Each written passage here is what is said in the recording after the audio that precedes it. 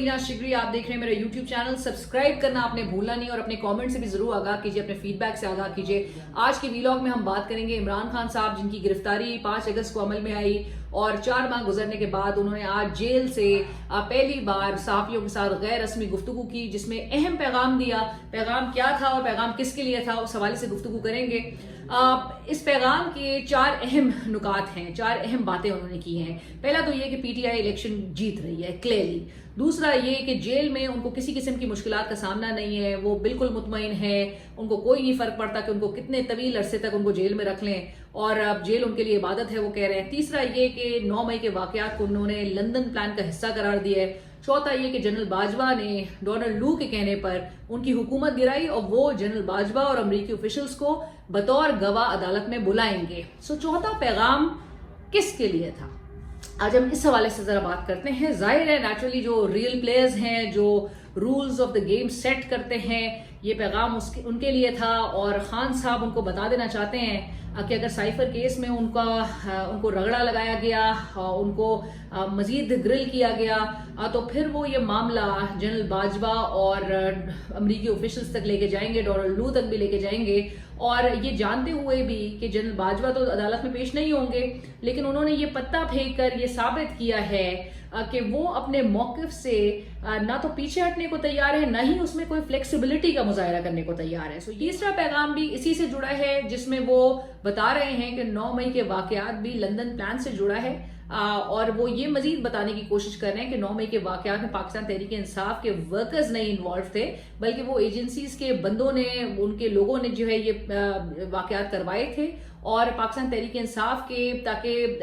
उसी जमात को तोड़ा जा सकता, उनके लोगों को जो है अरेस्ट किया जा सकता, उनकी पूरी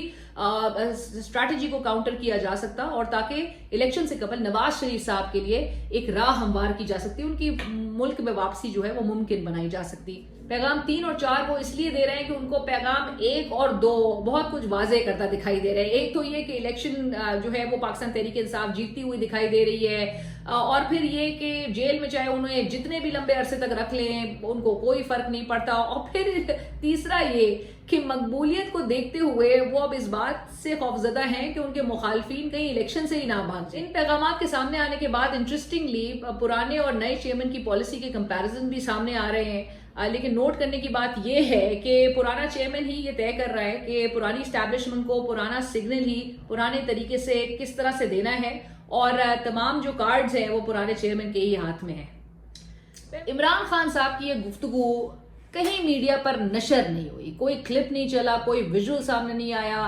कोई वीडियो नहीं थी, लेकिन बावजूद इसके पेमरा की टांगे इस हद तक कांप रही थी कि एक लंबा चौड़ा मीडिया डायरेक्टिव जो है वो इशू कर दिया गया और जिसमें ये बताने की कोशिश की गई है कि जो 9 मई के वाकयात हैं उस से जुड़े बयानिए की अगर तशहीर की गई तो फिर सख्त कार्रवाई की जाएगी। और सवाल तो फिर ये उठता है कि इमरान खान साहब चाहे जनरल बाजवा को बतौर गवाह अदालत में अगर बुलाए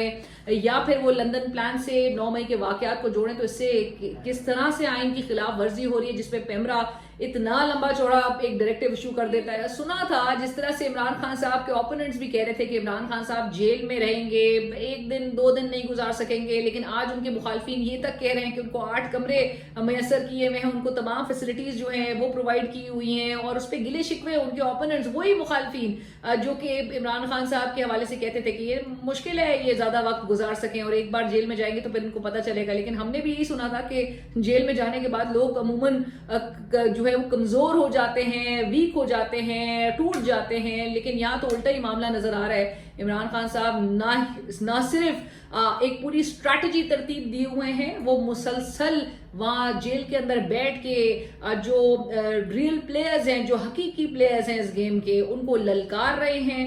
उनको पैगाम दे रहे हैं जेल से बैठ के और अपनी पूरी स्ट्रैटेजी इस उम्मीद पर बेस किए हुए हैं कि पाकिस्तान तहरीक इंसाफ इलेक्शन जीत रही है। ये इस खौफ का वो इजहार अलबत्ता जरूर कर रहे हैं कि उनके मुखालफिन इलेक्शंस में कहीं उनकी मकबूलियत को देखकर इलेक्शन से भाग ना जाए। मेरे यूट्यूब को जरूर सब्सक्राइब करें और अपने कमेंट से, अपने फीडबैक से जरूर आगाह कीजिए। थैंक